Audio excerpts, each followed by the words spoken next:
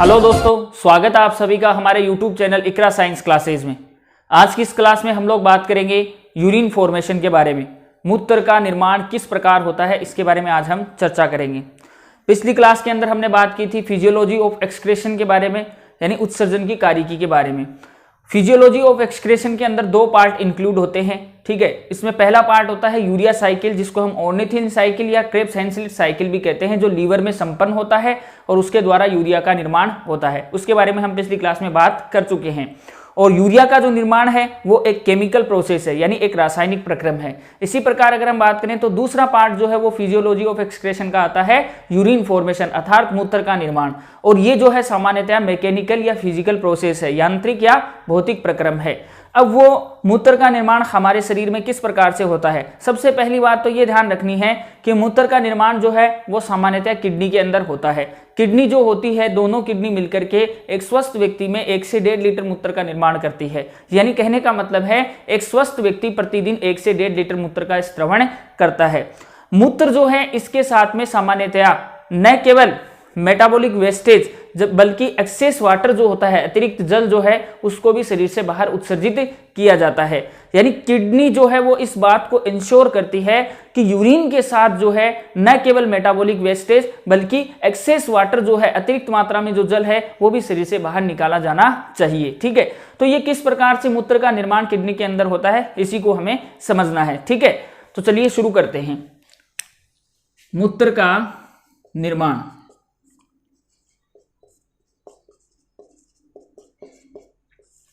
Urine formation.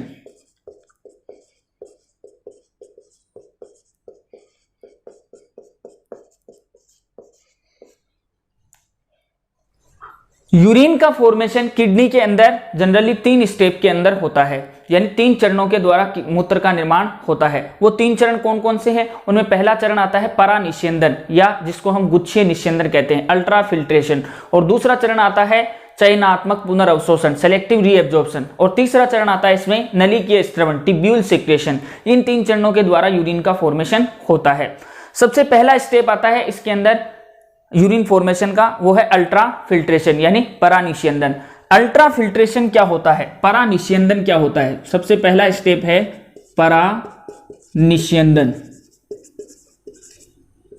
परानिस्यंदन, ultra filtration.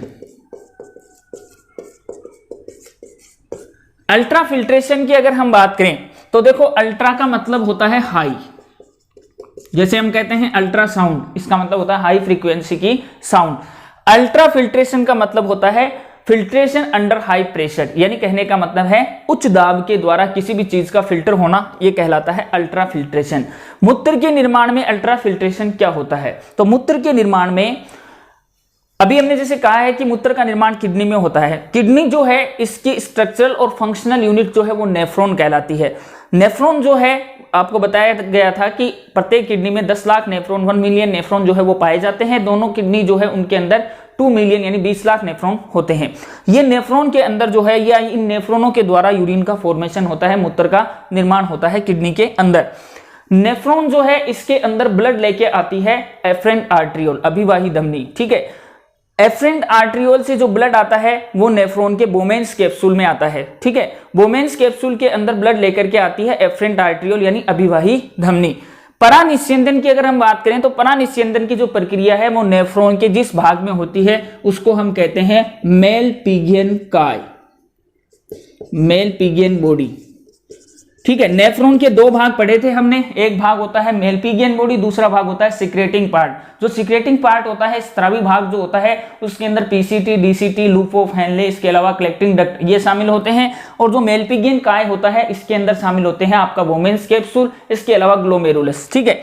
तो जो परानिस्यंदन की प्रक्रिया है वो सामान्यतः मेलपिगियन काय में होती है। और मेलपिगियन काय में क्या क्या आते हैं? बोमेन्स कैप्सूल और ग्लोमेरुलस, ये दोनों चीजें मिलकर के, केशिका गुच्छ और बोमेन संपुट, ये दोनों मिलकर के मेलपिगी काय बनाते हैं, मेलपिगियन बॉडी बनाते हैं। इसके अंदर अल्ट्रा फिल्ट्रेशन होता है। किस प्रकार होता है? तो देखिए, जैसे मान लो ये बोमेन्स कैप्सूल है इस प्रकार से, ये बोमेन्स कैप्सूल है, ये इसके फिर आगे का पार्ट है, उसके बारे में भी हम फर्दर डिस्कशन करेंगे। बोमेन्स कैप्सूल जो है इसके अंदर ब्लड लेकर के आने वाली जो नलिका है इसको हम कहते हैं सामान्यतया अभिवाही धमनी। ये नलिका ब्लड लेकर के आएगी, इसको हम कहते हैं एफरेंट आर्टरियोल, अभिवाही धमनी। और ये नलिका ब्लड लेकर के जाती है वापस से, इसको हम कहते हैं इफेरेंट आर्टरियोल, ठीक है। ये ब्लड को वापस लेकर के आ जाती है अपवाही धमनी। अब ध्यान देना कि जो बोमेन्स कैप्सूल, ये पहले नुमा भाग है, इसको हम कहते हैं बोमेन्स संपुट यानी बोमेन्स कैप्सूल। ये जो बोमेन्स कैप्सूल है, इस बोमेन्स कैप्सूल में इन दोनों रक्त वाहिनियों के अलावा कुछ जो ब्लड कैपिलरीज होती है, रक्त की केशिकाएं होती है, उनका एक जाल पाया जाता है, डेंस नेटवर्क ऑफ कैपिलरीज, ये पाया जाता है इसके अंदर, यानी जो केशिकाएं हैं उनका जाल पाया जाता है। ये जाल इस प्रकार से होता है, और ये जो कैपिलरीज का जो जाल होता है, कैपिलरीज का जो नेटवर्क होता है, इसको हम कहते हैं ग्लोमेरुलस यानी केशिका गुच्छ, ग्लोमेरुलस, ठीक है। अब ब्लड जैसे ही एफरेंट आर्टरियोल के द्वारा ग्लोमेरुलस के अंदर आता है तो ये उच्च दाब से आता है, हाई प्रेशर से आता है। हाई प्रेशर से आने के कारण से सामान्यतया इन कैपिलरीज की दीवारों के ऊपर जो छिद्र पाए जाते हैं, उन छिद्रों से ये ब्लड जो है वो फिल्टर होता है, ठीक है। ध्यान देना, ब्लड का फिल्ट्रेशन स्टार्ट होता है कहां पे? इस बोमेन्स कैप्सूल के अंदर। मेलपिगियन बॉडी जो है, इसका जो बोमेन्स कैप्सूल है, बोमेन्स कैप्सूल के अंदर ग्लोमेरुलस पाया जाता है। इस ग्लोमेरुलस के अंदर जो है फिल्ट्रेशन स्टार्ट हो जाता है, और यहाँ पे जो फिल्ट्रेशन हो रहा है, इस फिल्ट्रेशन को ही हम कहते हैं परानिस्यंदन यानी अल्ट्रा फिल्ट्रेशन। इसके अंदर क्या होता है कि हाई प्रेशर से आने वाला ब्लड जो है वो फिल्टर होकर के इन कैपिलरीज की दीवारों से ब्लड का कुछ भाग जो है वो बाहर आ जाता है। ध्यान देना, इसके अलावा ब्लड का फिल्ट्रेशन जो है वो न केवल इन कैपिलरीज से, बल्कि यहाँ पे जो है इस बोमेन्स कैप्सूल की कुछ सेल्स पाई जाती है। बोमेन्स कैप्सूल के ऊपर कोशिकाएं पाई जाती है जिनको हम एपिथेलियल सेल्स कहते हैं, उपकला कोशिकाएं कहते हैं। वो उपकला कोशिकाएं कहलाती है पोडोसाइट्स, ठीक है। इन पोडोसाइट्स के बीच बीच में छिद्र पाए जाते हैं, उन छिद्रों को कहते हैं स्लिट पोर्स। तो ध्यान देना, कैपिलरीज के छिद्र और ये जो स्लिट पोर्स होते हैं, इन स्लिट पोर्स से होता हुआ ब्लड जो है वो फिल्टर होकर के जो फिल्ट्रेट बनता है, जो छना हुआ भाग होता है, वो जनरली इस पार्ट में आ जाता है। ये जो पार्ट होता है, इस पार्ट को हम कहते हैं कैप्सुलर रीजन यानी कैप्सुलर भाग, संपुटीय भाग। बोमेन्स कैप्सूल का संपुटीय भाग जो है, इसके अंदर ब्लड जो है वो छन करके आ जाता है। ध्यान देना, ये छने हुए भाग जो है, जो चीजें छन करके आती हैं, वो छनी हुई चीजों के अंदर क्या क्या होता है, तो ध्यान देना, ब्लड के अंदर से फिल्टर होकर के आने वाले पदार्थों में होता है प्लाज्मा। प्लाज्मा के अंदर भी ध्यान देना कि मोस्टली प्रोटीन पाए जाते हैं। वो प्रोटीन जो है वो यहां फिल्टर नहीं होते हैं। तो अगर हम बात करें कि ये जो फिल्ट्रेट बना है, इस फिल्ट्रेट को हम कहते हैं ग्लोमेरुलर फिल्ट्रेट, शॉर्ट में बोलते हैं इसको जीएफ यानी केशिकीय निस्यंद या गुच्छीय निस्यंद। तो ये जो गुच्छीय निस्यंद जो जीएफ है, इस जीएफ के रूप में क्या क्या होता है, तो जीएफ के रूप में होता है प्लाज्मा माइनस प्रोटीन, यानी प्लाज्मा होता है। प्लाज्मा में से भी कौन सा पार्ट नहीं छनता है, प्रोटीन नहीं छनते हैं, ठीक है। तो आरबीसी, डब्ल्यूबीसी, प्लेटलेट्स वो भी जो है यहाँ पे इस फिल्ट्रेट के रूप में नहीं होती है। ध्यान देना, ब्लड का जो सॉलिड पार्ट है, इसके अलावा ब्लड प्रोटीन जो होते हैं वो नहीं छनते हैं, क्योंकि साइज में बड़े होते हैं और वो इन छिद्रों को पार नहीं कर पाते। छने हुए पार्ट में कौन होता है, प्लाज्मा माइनस प्रोटीन, यानी प्लाज्मा का वो अंश जिसमें प्रोटीन नहीं है, वो पार्ट छन करके यहां आ जाता है। अब जाहिर सी बात है कि इसके अंदर प्रोटीन के अलावा भी प्लाज्मा में बहुत सारी यूजफुल सब्सटेंस पाए जाते हैं, ग्लूकोज है, एमिनो एसिड है, इसके अलावा साल्ट्स है, ये बहुत सारी उपयोगी चीजें पाई जाती है। ये उपयोगी चीजें भी यहाँ पे छन करके आ गई, ठीक है। तो जाहिर सी बात है, इन उपयोगी चीजों को एक साथ तो सारी की सारी जो है वो यूरिन के रूप में सिक्रेट नहीं की जा सकती, यानी मूत्र के रूप में बाहर नहीं निकाला जा सकता। तो फिर क्या करना पड़ेगा, तो फिर इसमें से जो उपयोगी चीजें हैं, उन उपयोगी चीजों को तो क्या किया जाएगा, आगे के जो पार्ट है नेफ्रॉन के, उनके द्वारा अवशोषित किया जाएगा, उनके द्वारा एब्जॉर्ब किया जाएगा, ठीक है। उसको हम कहते हैं सेलेक्टिव रीएब्जॉर्प्शन यानी चयनात्मक पुनर्अवशोषण। चयनात्मक पुनर्अवशोषण जो है, इसके बारे में अभी हम आगे चर्चा करेंगे। इसको समझने से पहले आप थोड़ा सा यहाँ एक इंपॉर्टेंट जो महत्वपूर्ण चीज आपको बताई गई है, ये जीएफ के अंदर कौन सी चीज होती है ये हमें ध्यान रखनी है, कौन सी चीज नहीं होती है ये हमें ध्यान रखना है। इसके अलावा ध्यान देना कि यहाँ पे एक आपके सामने एक टर्म आती है आरपीएफ। आरपीएफ का मतलब होता है renal plasma flow. Renal plasma flow. Renal plasma क्या होता है? रीनल का मतलब किडनी, प्लाज्मा फ्लो का मतलब प्रवाहित होना। तो वृक्क में कितना प्लाज्मा फ्लो होता है, कितना प्लाज्मा प्रवाहित होता है, उसकी मात्रा जो है वो क्या कहलाती है? आरपीएफ। एक सामान्य व्यक्ति में प्रति मिनट किडनी में जितना ब्लड प्रवाहित होता है उसकी मात्रा कहलाती है आरपीएफ। ठीक है, आरपीएफ जो है इसका मान जो है वो सामान्यतः होता है 1000 से 1200 ml प्रति मिनट। ठीक है, इसको समझना। इसका मतलब यह है कि हमारी जो किडनी होती है, दोनों किडनी जो है, उन दोनों किडनी के अंदर प्रति मिनट कितना ब्लड जो है वो आता है 1000 से 1200 ml। लगभग 1 लीटर ब्लड जो है वो किडनी के अंदर आता है। यानी प्रति मिनट किडनी जो है वो कितना ब्लड फिल्टर करती है? लगभग 1000 ml, यानी 1 लीटर ब्लड फिल्टर करती है। और ये जो ब्लड की मात्रा है उसी को हम कहते हैं रीनल प्लाज्मा फ्लो, यानी आरपीएफ। प्रति मिनट किडनी के अंदर प्रवाहित होने वाले ब्लड की मात्रा क्या कहलाएगी? आरपीएफ कहलाएगी। इसके अलावा अच्छा, ये जो मात्रा है, आपको पता है कि हार्ट जो है वो प्रति मिनट 5 लीटर ब्लड पंप करता है। तो 5 लीटर जो है, इसको इसके सापेक्ष देखा जाए तो सामान्यतः ये जो मात्रा है वो उस 5 लीटर का 1/5 भाग है, 1/5 होता है। ठीक है, यानी कहने का मतलब है कि किडनी जो है वो प्रति मिनट हृदय द्वारा पंप किए गए ब्लड का 1/5 भाग फिल्टर करती है। इसके बाद इसके अंदर एक टर्म और आती है जीएफआर। जीएफआर का मतलब होता है ग्लोमेरुलर फिल्ट्रेट रेट।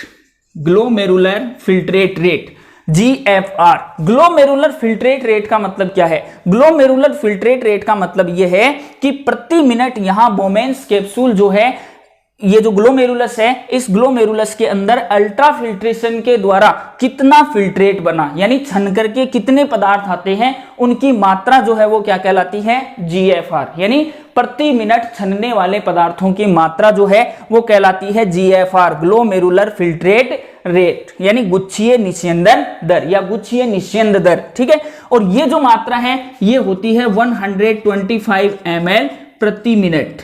ठीक है, प्रति मिनट। ध्यान देना कि जो ग्लोमेरुलस है इसके अंदर प्रति मिनट कितना ब्लड दोनों किडनीज जो है, उन दोनों किडनीज का मिलाकर के, ध्यान देना, दोनों किडनीज का मिलाकर के प्रति मिनट कितना ब्लड जो है या कितना ब्लड फिल्ट्रेशन के पश्चात कितना फिल्ट्रेट बनता है? 125 ml। 1 मिनट में इतनी मात्रा बनती है। अगर आप इसको पर डे के हिसाब से देखें तो ये जो वैल्यू है वो आ जाएगी जीएफआर 180 लीटर पर डे। यानी कहने का मतलब है कि दोनों किडनी मिलाकर के मनुष्य के अंदर प्रतिदिन कितना पदार्थ जो है वो छान करके बना देती है? 180 लीटर। यानी छने हुए पदार्थों की मात्रा प्रतिदिन कितनी होती है? 180 लीटर। अब ये 180 लीटर जो है ये सामान्यतः पूरा का पूरा जो है वो यूरिन के रूप में सीक्रेट नहीं किया जा सकता। क्यों? अभी आपको बताया गया है कि ये जो छना हुआ पदार्थ है इसके अंदर यूजफुल सब्सटेंस भी है। ठीक है, तो फिर उनको क्या करना पड़ेगा? आगे काम में लेना पड़ेगा। काम में लेने के लिए उनको शरीर के अंदर जो ब्लड स्ट्रीम है, जो ब्लड है, उस ब्लड के अंदर वापस से एब्जॉर्ब किया जाता है, जिसको हम कहते हैं सेलेक्टिव रीएब्जॉर्प्शन। इसके अलावा ध्यान देना है यहां पे कि जो एफरेंट आर्टरियोल है, ये जो अभिवाही धमनी है, ये अभिवाही धमनी जो ब्लड लेकर के आती है वो ब्लड हाई प्रेशर से आता है। धमनी में ब्लड जो है वो सामान्यतः उच्च दाब से बहता है। तो यहां पे ब्लड जो उच्च दाब से इस ग्लोमेरुलस की कैपिलरीज को हिट करता है, तो ब्लड जिस दाब से ग्लोमेरुलस की कैपिलरीज को हिट करता है उस दाब को हम सामान्यतः कहते हैं जीएचपी। जीएचपी का पूरा नाम है ग्लोमेरुलर हाइड्रोस्टेटिक प्रेशर। वह दाब जिसके द्वारा सामान्यतः रक्त जो है वो ग्लोमेरुलस की केशिकाओं को हिट करता है, या हम यूं कह सकते हैं कि ग्लोमेरुलस के ऊपर रक्त द्वारा डाला गया दाब क्या कहलाता है? जीएचपी। ठीक है, और इसका सामान्य जो वैल्यू होता है वो 70 mmHg होता है। ठीक है, इसके अलावा ध्यान देंगे कि अभी जैसे हमने बात की कि ब्लड का यहां फिल्ट्रेशन हो रहा है, ठीक है, लेकिन कौन फिल्टर नहीं हुआ? प्रोटीन नहीं हुए। तो जो प्रोटीन है वो फिल्टर नहीं होते हैं, और फिल्टर नहीं होने के साथ साथ वो क्या करते हैं? फर्दर फिल्ट्रेशन को रोकने के लिए ये जो ग्लोमेरुलस होता है, इस ग्लोमेरुलस की कैपिलरीज पर ऑपोजिट डायरेक्शन में एक प्रेशर डालते हैं। यानी ये जो जीएचपी है, इस जीएचपी की विपरीत दिशा में इन प्रोटीन के द्वारा डाला गया एक दाब होता है, उस दाब को हम कहते हैं बीसीओपी, ब्लड कोलाइडल ओस्मोटिक प्रेशर। ये विपरीत दिशा में दाब लगता है और ये क्या करता है? फिल्ट्रेशन को रोकता है। इस दाब का मान जो है वो सामान्यतः होता है 30 mmHg। इसके अलावा ध्यान देंगे कि ये जो फिल्टर होकर के जो पदार्थ आ जाते हैं, यानी जो फिल्ट्रेट हैं, इन फिल्ट्रेट के द्वारा भी जो है फर्दर फिल्ट्रेशन को रोकने के लिए ऑपोजिट डायरेक्शन में और इधर एक प्रेशर डाला जाता है। ठीक है, तो ऑपोजिट डायरेक्शन में इन फिल्ट्रेट के द्वारा जो प्रेशर डाला जाता है उसको हम कहते हैं CHP, कैप्सुलर हाइड्रोस्टेटिक प्रेशर। ठीक है, तो ध्यान देना इसकी वैल्यू जो है वो होती है 20 mmHg। ठीक है, ये दोनों जो है वो ऑपोजिट डायरेक्शन में फिल्ट्रेशन को रोकने के लिए लगते हैं, और ये जो है वो इन दोनों की ऑपोजिट डायरेक्शन में लगता है फिल्ट्रेशन को आगे बढ़ाने के लिए। ठीक है, इसके अलावा ध्यान देंगे, अब जाहिर सी बात है कि जो जीएचपी है इसका मान इन दोनों के टोटल से भी क्या है? ज्यादा है। इसी कारण से फिल्ट्रेशन की जो प्रोसेस है वो रेगुलर चलती रहती है। ठीक है, अदरवाइज अगर ये वैल्यू इन दोनों से कम होती तो फिल्ट्रेशन नहीं हो पाता। ठीक है, अब अगर हम देखें आगे तो यहां पे इन दोनों का टोटल जो है वो इसमें से अगर हम माइनस करें तो हमारे पास जो प्रेशर आता है उस प्रेशर को हम कहते हैं EFP, यानी इफेक्टिव फिल्ट्रेशन प्रेशर। ठीक है, प्रभावी निस्यंदन दाब। ठीक है, ये प्रभावी निस्यंदन दाब जो है वो होता है GHP minus BCOP plus CHP, और इसकी वैल्यू जो है वो यहां से वैल्यू पुटअप करके आप देखोगे तो आपके पास EFP की जो वैल्यू आएगी वो आएगी 20 mmHg। ठीक है, तो कहने का मतलब है प्रभावी निस्यंदन दाब जो है वो कितना होता है? 20 mmHg। ये कुछ टर्म है जो आपको अल्ट्रा फिल्ट्रेशन के अंदर ध्यान रखनी है। इसके बाद अल्ट्रा फिल्ट्रेशन के बाद में अगला जो प्रोसेस आता है उसको हम कहते हैं सेलेक्टिव रीएब्जॉर्प्शन, चयनात्मक पुनर्अवशोषण। चयनात्मक पुनर्अवशोषण वो प्रक्रिया होती है जिसमें ये जो निस्यंद बना है, ये जो छने हुए पदार्थ बने हैं, इन छने हुए पदार्थों में से उपयोगी पदार्थों को क्या किया जाता है? अवशोषित किया जाता है, और उपयोगी पदार्थों को अवशोषित करने का जो प्रक्रम है उसको हम कहते हैं सेलेक्टिव रीएब्जॉर्प्शन, चयनात्मक पुनर्अवशोषण। ठीक है, तो वो किस प्रकार से संपन्न होता है उसकी भी हम थोड़ी बात कर लेते हैं। तो नेक्स्ट है चयनात्मक अवशोषण, चयनात्मक पुनर्अवशोषण, सेलेक्टिव रीएब्जॉर्प्शन। ध्यान देना है, चयनात्मक पुनर्अवशोषण जो है वो नेफ्रॉन के किस पार्ट में होता है? ये होता है स्त्रावी भाग, यानी सिक्रेटिंग पार्ट में। ठीक है, सिक्रेटिंग पार्ट। अल्ट्रा फिल्ट्रेशन कहाँ होता है? मेलपिगियन बॉडी के अंदर। ठीक है, ये कुछ इंपॉर्टेंट बातें जो हमें ध्यान रखनी है। सिक्रेटिंग पार्ट जो है इसके अंदर क्या क्या आते हैं? तो सिक्रेटिंग पार्ट जो है इसके अंदर आता है आपका PCT, यानी प्रोमिक्सल कॉन्वोल्यूटेड ट्यूब्यूल, यानी समीपस्थ नलिका या समीपस्थ कुंडली। इसके अलावा इसके अंदर आता है लूप ऑफ हेनले लूप। इसके अलावा इसके अंदर आ जाता है आपका DCT, डिस्टल कॉन्वोल्यूटेड ट्यूब्यूल, और CD, कलेक्टिंग डक्ट। ये सारी चीजें जो है वो सिक्रेटिंग पार्ट स्त्रावी भाग के अंदर शामिल है। जो PCT है, इस PCT के अंदर मैक्सिमम एब्जॉर्प्शन होता है। ध्यान देना, सर्वाधिक अवशोषण कहाँ होगा? PCT में, और सबसे कम अवशोषण जो है वो सामान्यतया होता है लूप ऑफ हेनले में। इसके अलावा ध्यान देंगे जो कलेक्टिंग डक्ट है इसके अंदर सबसे ज्यादा मात्रा में जल का अवशोषण होता है। वाटर जो है इसका मैक्सिमम एब्जॉर्प्शन होता है, मैक्सिमम एब्जॉर्प्शन। ठीक है, मैक्सिमम एब्जॉर्प्शन वाटर का कहां होता है? कलेक्टिंग डक्ट में। इसके बाद हमें ध्यान रखना है कि जो चयनात्मक अवशोषण की प्रक्रिया है वो सामान्यतः दो प्रकार से होती है। एक तो होता है इसके अंदर सक्रिय अवशोषण, यानी एक्टिव रीएब्जॉर्प्शन, या सक्रिय पुनर्अवशोषण भी बोल सकते हैं। ठीक है, इसके अलावा दूसरा होता है पैसिव रीएब्जॉर्प्शन, यानी निष्क्रिय अवशोषण। इसके बारे में हम पीछे डाइजेशन के अंदर बात कर चुके हैं। जो एक्टिव रीएब्जॉर्प्शन होता है या एक्टिव एब्जॉर्प्शन होता है, इसके अंदर आपको एनर्जी कंजप्शन की जरूरत पड़ेगी, यानी ऊर्जा खर्च होती है, क्योंकि इसके अंदर सब्सटेंस जो है वो low concentration to high concentration जाते हैं, निम्न सांद्रता से उच्च सांद्रता की ओर जाते हैं। और जो निष्क्रिय अवशोषण होता है, जो पैसिव एब्जॉर्प्शन होता है इसके अंदर पदार्थ उच्च सांद्रता से निम्न सांद्रता की ओर गमन करते हैं, इसलिए सामान्यतया इसमें जो है आपको ऊर्जा की आवश्यकता नहीं होती है। अब एक्टिव रूप से कौन कौन से पदार्थ अवशोषित होते हैं ये हमें थोड़ा ध्यान रखना है। तो एक्टिवली एब्जॉर्ब होने वाले सब्सटेंस होते हैं ग्लूकोज, इसके अलावा एमाइनो एसिड्स, इसके अलावा विटामिन्स, इसके अलावा साल्ट्स जो लवण होते हैं, ये सारे के सारे जो है वो एक्टिवली एब्जॉर्ब होते हैं। ठीक है, इसके अलावा ध्यान देंगे, अच्छा कुछ मात्रा में जो वाटर है, कुछ मात्रा में पानी, कुछ मात्रा में पानी जो होता है उसका भी सक्रिय अवशोषण हो सकता है, वो जरूरत के मुताबिक होता है। यदि जो यूरिन बन रहा है वो यूरिन जनरली बहुत ज्यादा कॉन्सेंट्रेट बन रहा है, बहुत ज्यादा गाढ़ा बन गया है, तो उस स्थिति में और शरीर में पानी की उपलब्धता है, तो उस स्थिति में क्या होगी, किडनी जो है वो अपनी यूरिन फॉर्मेशन की स्ट्रेटेजी को चेंज करती है और जो वाटर होता है वो एब्जॉर्ब नहीं हुआ वाटर जो है उसको एक्टिवली यानी ऊर्जा खर्च करके जो है उसको एब्जॉर्ब कराया जाता है उसको, इसलिए जो है कुछ मात्रा में पानी भी जो है वो अवशोषित होता है। कौन सी विधि से? सक्रिय रूप से या सक्रिय विधि से अवशोषित होता है। इसके अलावा निष्क्रिय रूप से अवशोषित होने वाले पदार्थ जो है इसके अंदर आ जाता है आपका यूरिया। ठीक है, नाइट्रोजनस वेस्टेज जो होते हैं इसके अंदर मोस्टली यूरिया जो है वो सामान्यतया निष्क्रिय रूप से अवशोषित होता है। इसके अलावा इसके अंदर क्लोराइड आयन जो होते हैं वो भी, इसके अलावा वाटर पानी जो है वो भी सामान्यतया निष्क्रिय रूप से अवशोषित होता है। ज्यादातर अगर पूछ लिया जाए पानी का अवशोषण कौन सी विधि से होगा तो निष्क्रिय विधि से। अगर ऑप्शन में दोनों है कि उपरोक्त दोनों, ठीक है, सक्रिय और निष्क्रिय, तो दोनों से होता है, लेकिन यहाँ पे कुछ मात्रा में जो है होता है, कुछ मात्रा में पानी का अवशोषण सक्रिय विधि से, ज्यादा मात्रा में पानी का अवशोषण कौन सी विधि से होगा? निष्क्रिय विधि से होगा।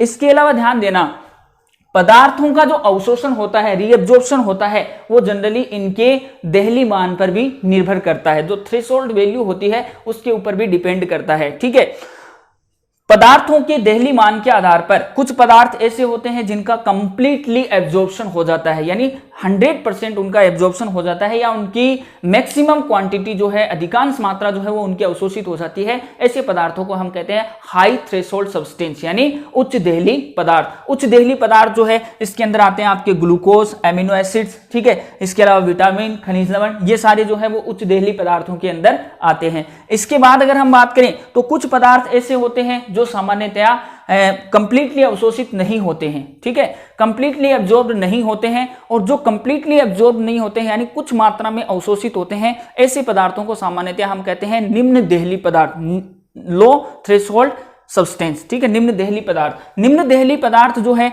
इसके अंदर शामिल होते हैं जैसे आपका मोस्टली यूरिया है। ठीक है, इसके अलावा अगर हम बात करें तो कुछ मात्रा में क्लोराइड आयन है, ये भी सामान्यतया निम्न देहली पदार्थों के अंतर्गत आते हैं। कुछ पदार्थ ऐसे होते हैं जो बिल्कुल ही नॉन थ्रेशोल्ड होते हैं, यानी अदेहली पदार्थ होते हैं, यानी उनका बिल्कुल भी एब्जॉर्प्शन नहीं होता है। उनके अंदर नाइट्रोजनस वेस्टेज जैसे यूरिक एसिड है, हिप्यूरिक एसिड है, इसके अलावा क्रिएटिनिन है, ये सारे पदार्थ जो है इनका अवशोषण बिल्कुल भी नहीं होता। और कुछ पदार्थ ऐसे होते हैं जिनका अवशोषण जो है वो सामान्यतया आवश्यकता अनुसार बदलता रहता है। ठीक है, आवश्यकता अनुसार अवशोषण बदलता रहता है, तो ऐसे पदार्थों के अंदर आते हैं मोस्टली जैसे कुछ साल्ट, जैसे कैल्शियम है, ठीक है, फॉस्फेट है, सल्फेट है, ये आयन जो है ये सामान्यतया इनका अवशोषण जो है वो शरीर की आवश्यकता के अनुसार बदलता रहता है। इसी प्रकार पानी जो है इसका अवशोषण भी जो है आवश्यकता अनुसार बदलता रहता है। तो पदार्थ जो है उनके देहली मान के आधार पर इनको 4 प्रकार से कैटेगराइज्ड किया गया है। ठीक है, 4 प्रकार से कैटेगराइज करने के 4 प्रकार की कैटेगरी में कौन कौन से हैं? उच्चतम देहली पदार्थ, निम्नतम देहली पदार्थ, अदेहली पदार्थ, और जो आपके चेंजेबल थ्रेशोल्ड सब्सटेंस है, यानी कहने का मतलब है परिवर्तनशील देहली पदार्थ। ठीक है, तो ये पदार्थों की देहली मान के आधार पर उनकी कैटेगरी हो गई। इसके बाद अगर हम बात करें तो जो नेफ्रॉन है, इस नेफ्रॉन के कौन कौन से पार्ट में मोस्टली जो है किस प्रकार से एब्जॉर्प्शन होता है, इसको हमें थोड़ा डायग्राम के जरिए समझना पड़ेगा। ठीक है, तो ये नेफ्रॉन का डायग्राम है आपके सामने। नेफ्रॉन के डायग्राम के अंदर आपको अलग अलग जो इसके पार्ट हैं उन पार्ट को जो है लेबल्ड किया गया है। जैसे सबसे पहले ये है एफरेंट आर्टरियोल, ये है इफरेंट आर्टरियोल, और ये बोमेंस कैप्सूल। इसके अलावा ये जो कैपिलरीज का डेंस नेटवर्क है इसको हम कहते हैं ग्लोमेरुलस। ये लिखा नहीं मैंने, यहाँ ये वाला जो पोर्शन है इसको हम कहते हैं ग्लोमेरुलस। इसके अलावा ये जो ट्यूब्यूल है इसको हम कहते हैं प्रोमिक्सल कॉन्वोल्यूटेड ट्यूब्यूल यानी पीसीटी, और ये जो यू शेप स्ट्रक्चर है इसको बोलते हैं लूप ऑफ हेनले, और ये जो है ये कॉन्वोल्यूटेड ट्यूब्यूल वापस से आ गई, इसको हम कहते हैं डीसीटी डिस्टल कॉन्वोल्यूटेड ट्यूब्यूल यानी दूरस्थ कुंडली।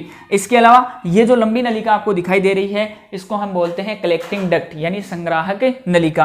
तो ये जो है नेफ्रॉन के अलग अलग पार्ट हैं। यहाँ पे ये जो डॉटेड लाइन दिखाई गई है, इस डॉटेड लाइन के ऊपर वाला जो पोर्शन है वो नेफ्रॉन जो किडनी है, इस किडनी का एक्सटर्नल पार्ट है जिसको हम बोलते हैं कोर्टेक्स, और जो नीचे वाला पोर्शन है इसको हम बोलते हैं किडनी का इंटरनल पार्ट, ये कहलाता है मेडुला। तो आपको ये भी समझ में आ रहा होगा इस डायग्राम से कि कौन कौन से पार्ट नेफ्रॉन के जो है वो मेडुला के अंदर आते हैं और कौन से जो है वो कोर्टेक्स के अंदर आते हैं। नेफ्रॉन का एकमात्र पार्ट जनरली जो है लूप ऑफ हेनले वो जो है मेडुला के अंदर होता है, बाकी सारे के सारे पार्ट जो है वो किस में होते हैं, कोर्टेक्स के अंदर होते हैं, वल्कुट भाग के अंदर होते हैं। अब देखो यहां पे हम बात कर रहे थे कि जो सेलेक्टिव रीएब्जॉर्प्शन होता है वो किस प्रकार से होता है। हमने बात की थी मैक्सिमम रीएब्जॉर्प्शन जो है वो कहां होता है, पीसीटी के अंदर, और मिनिमम रीएब्जॉर्प्शन जो है वो कहां होता है, लूप ऑफ हेनले के अंदर। देखो किस प्रकार से होता है। सबसे पहले अगर हम बात करें तो यहां पे ये जो फिल्ट्रेट है, ये जो फिल्ट्रेट आया है, फिल्ट्रेट, ये फिल्ट्रेट जो है वो जैसे जैसे आगे बढ़ता है पीसीटी के अंदर आता है, तो पीसीटी के अंदर आते आते इसमें से एब्जॉर्प्शन जो है वो स्टार्ट हो जाता है। वो एब्जॉर्प्शन जो है वो कौन कौन सी चीजों का होता है, तो देखो यहां पे एब्जॉर्ब होने वाले हैं, एक तो होता है इसमें बाइकार्बोनेट, रेड कलर से दिखा रहा हूं मैं, और ऊपर की ओर एरो होने का मतलब है कि ये पदार्थ जो है वो ब्लड स्ट्रीम के अंदर ट्रांसफर कर दिए जाएंगे। तो ब्लड स्ट्रीम के अंदर ट्रांसफर होने वाले एब्जॉर्ब होने वाले सब्सटेंस कौन कौन से हैं, बाइकार्बोनेट। इसके अलावा अगर हम बात करें HCO3- है ये, इसके अलावा अगर हम बात करें तो जल H2O, इसके अलावा जो है इसमें सोडियम क्लोराइड, इसके अलावा अगर हम बात करें तो यहां पे जो है इसके अंदर आपका जो पोटेशियम आयन है, ये पोटेशियम आयन भी क्या हो जाता है, एब्जॉर्ब हो जाता है। इसके अलावा अगर हम बात करें तो इसमें से जैसे जैसे फिर ये एब्जॉर्प्शन हो गया, तो एब्जॉर्प्शन होने के बाद में कुछ पदार्थ जो है वो, ये पदार्थ जो है वो जैसे जैसे आगे बढ़ रहे हैं, ये फिल्ट्रेट जो है वो आगे बढ़ रहा है, ठीक है, एब्जॉर्प्शन होता जा रहा है, फिल्ट्रेट आगे बढ़ता जा रहा है। लूप ऑफ हेनले के अंदर आते आते, लूप ऑफ हेनले की ये वाली जो लिम्ब है, ये जो भुजा है, इस भुजा को हम कहते हैं डिसेंडिंग लिम्ब यानी अवरोही भुजा, और ये वाली जो भुजा है इसको हम बोलते हैं, ये वाली जो लिम्ब है इसको हम बोलते हैं असेंडिंग लिम्ब यानी आरोही भुजा। यहां पे आते आते इसकी कंसंट्रेशन में चेंजेस आएगा, इसकी सांद्रता में बदलाव आएगा। किसकी सांद्रता में, ये जो फिल्ट्रेट आ रहा है इस फिल्ट्रेट की सांद्रता में। कैसे आएगा, ध्यान देंगे। सबसे पहले ये जो असेंडिंग लिम्ब होती है, जो अवरोही भुजा होती है, अवरोही भुजा, सॉरी डिसेंडिंग लिम्ब है ये, अवरोही भुजा, नीचे की ओर आने वाली डिसेंडिंग लिम्ब होती है अवरोही भुजा। जो डिसेंडिंग लिम्ब होती है, ये डिसेंडिंग लिम्ब वाटर के लिए परमिएबल होती है, यानी इसमें से वाटर जो है वो बाहर निकल जाता है, जल जो है इसका एब्जॉर्प्शन हो जाता है, लेकिन इम्परमिएबल होती है साल्ट्स के लिए, ठीक है, जिसकी वजह से साल्ट्स बाहर नहीं निकल पाते हैं। अब जब साल्ट बाहर नहीं निकलेंगे तो यहां पे ये जो फिल्ट्रेट आ रहा है, इस फिल्ट्रेट के अंदर वाटर की क्या हो जाएगी, कमी, जिसकी वजह से ये फिल्ट्रेट जो है वो कंसंट्रेट हो जाएगा, ठीक है। इसके बाद अगर हम बात करें तो फिर ये फिल्ट्रेट आगे बढ़ता है, जैसे ही ये असेंडिंग लिम्ब के अंदर आता है यानी आरोही भुजा के अंदर आता है, तो आरोही भुजा के अंदर आने पर ये जो आरोही भुजा है ये जनरली वाटर के लिए जो है परमिएबल नहीं होती है और साल्ट्स के लिए परमिएबल होती है। तो इसमें से साल्ट्स जो है वो बाहर निकलते हैं यानी एब्जॉर्ब होते हैं, इसके अलावा वाटर जो है वो यहां पे एब्जॉर्ब नहीं होगा, ठीक है। जब वाटर एब्जॉर्ब नहीं होगा तो उसकी वजह से धीरे धीरे जो है इसके अंदर से क्या होगा, इसकी जो कॉन्सेंट्रेशन है वो चेंज होगी, यानी यहां पे ये जो फिल्ट्रेट है वो कैसा हो जाएगा, डाइल्यूट हो जाएगा, पतला हो जाएगा, तनु हो जाएगा, ठीक है। फिर ये फिल्ट्रेट जो है वो आगे बढ़ता है, फिल्ट्रेट आगे बढ़ते बढ़ते जो है वो कहां आ गया है, डीसीटी में। डीसीटी में आने पर डीसीटी जो है, इस डीसीटी के अंदर जनरली एब्जॉर्प्शन होता है वाटर का, ठीक है, 30% वाटर जो है वो इसके अंदर एब्जॉर्ब हो जाता है। इसके अलावा अगर हम बात करें तो इसके अंदर कुछ मात्रा में जो है पोटेशियम आयन, कुछ मात्रा में जो है सोडियम आयन, इनका जो है एब्जॉर्प्शन, सॉरी सोडियम आयन और पोटेशियम आयन, इनका जो है एब्जॉर्प्शन हो जाता है, ठीक है। इसके बाद जो है ये आ जाता है इस कलेक्टिंग डक्ट के अंदर, ये जो फिल्ट्रेट है वो किस में आ जाएगा, कलेक्टिंग डक्ट में। कलेक्टिंग डक्ट में आपको बताया गया है मैक्सिमम रीअब्जॉर्प्शन होता है किसका, वाटर का। तो यहां पे जो है मोस्टली एब्जॉर्ब हो जाएगा वाटर। ठीक है, जल का अवशोषण सबसे ज्यादा कहां होगा? संग्राहक नलिका में। तो ये तो हो गया सेलेक्टिव रीएब्जॉर्प्शन। इसके बाद अगर हम बात करें तो नेक्स्ट अगला स्टेप आता है यूरिन फॉर्मेशन का, वो है टिब्यूल सेक्रेशन। टिब्यूल सेक्रेशन का मतलब है नलिकीय स्त्रवण। ठीक है, तो नेक्स्ट पार्ट है, अगला पार्ट है वो है टिब्यूल सीक्रेशन। वो भी इसी डायग्राम में हमें समझ में आ जाएगा, नलिकीय स्त्रवण, टिब्यूल सेक्रेशन। टिब्यूल सेक्रेशन का मतलब क्या होता है?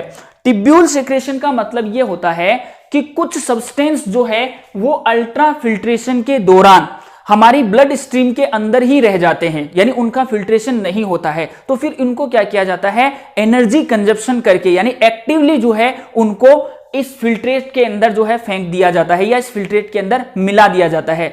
तो एक्टिवली फिल्टर नहीं हुए सब्सटेंस को और इस फिल्ट्रेट के अंदर मिलाने का जो प्रोसेस है उसको हम क्या कहते हैं? Tubule secretion. यानी कुछ पदार्थ जो छने हुए नहीं है, उन नहीं छने हुए पदार्थों को सामान्यतया इस निस्यंद के अंदर मिलाने का जो प्रक्रम है वो कहलाता है नलिकीय स्त्रवण, यानी उनको स्त्रावित किया जाता है। वो पदार्थ कौन कौन से होते हैं? तो ध्यान देंगे, उन पदार्थों के अंदर मोस्टली आता है एक तो H+, ठीक है, यानी हाइड्रोजन आयन। इसके अलावा इसके अंदर आता है अमोनिया NH3। ये तो सिक्रेट किए जाते हैं पीसीटी के अंदर। पीसीटी के अंदर टिब्यूल सेक्रेशन की प्रोसेस में सिक्रेट होने वाले सब्सटेंस कौन से हैं? हाइड्रोजन आयन और अमोनिया। क्यों होते हैं? ये सामान्यतया आयनिक जो बैलेंस होता है, आयनिक बैलेंस जो है, आयनिक सांद्रता जो है उसको मेंटेन रखने के लिए इनका टिब्यूल सेक्रेशन होता है। ठीक है, इसके बाद अगर हम बात करें तो जो लूप ऑफ हेनले है, इस लूप ऑफ हेनले के अंदर जो है यूरिया जो होगा, इस यूरिया का टिब्यूल सेक्रेशन होगा, यूरिया।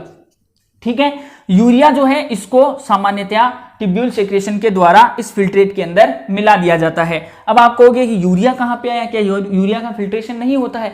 होता है, लेकिन यूरिया जो है वो कई बार बाई मिस्टेक जो है वो कुछ मात्रा में फिल्ट्रेट नहीं हो पाता, या फिल्ट्रेट हुआ यूरिया जो है वो कई बार पीसीटी के अंदर एब्जॉर्ब हो जाता है। ठीक है, जब एब्जॉर्प्शन उसका हो जाता है तो वो एब्जॉर्ब हुआ यूरिया जो है वो वापस से टिब्यूल सेक्रेशन की प्रोसेस में लूप ऑफ हेनले के अंदर वापस से सिक्रेट कर दिया जाएगा। ठीक है, इससे ये पता चलता है कि किडनी जो है इसकी जो मैकेनिज्म है वो कितनी जबरदस्त है, यानी इस बात को इंश्योर कर रही है कि कोई भी हार्मफुल या मेटाबॉलिक सब्सटेंस जो है वो बॉडी के अंदर या ब्लड के अंदर नहीं रहना चाहिए। इसके बाद अगर हम बात करें तो नेक्स्ट आ जाती है आपकी डीसीटी। डीसीटी के अंदर टिब्यूल सिक्रेशन के द्वारा मिलाए जाने वाले जो पदार्थ हैं उसके अंदर आता है एक तो पोटेशियम आयन, इसके अलावा इसके अंदर भी हाइड्रोजन आयन जो है वो मिला दिए जाते हैं। ठीक है, ये सारे जो है ये जो प्रोसेस है इसके बाद में जो है लास्ट में ये जो फिल्ट्रेट जब बाहर निकलता है इस सीडी से, ठीक है, तो ये सीडी से ये फिल्ट्रेट पहुंचता है फिर कैलिक्स के अंदर, रीनल पेपिला के अंदर,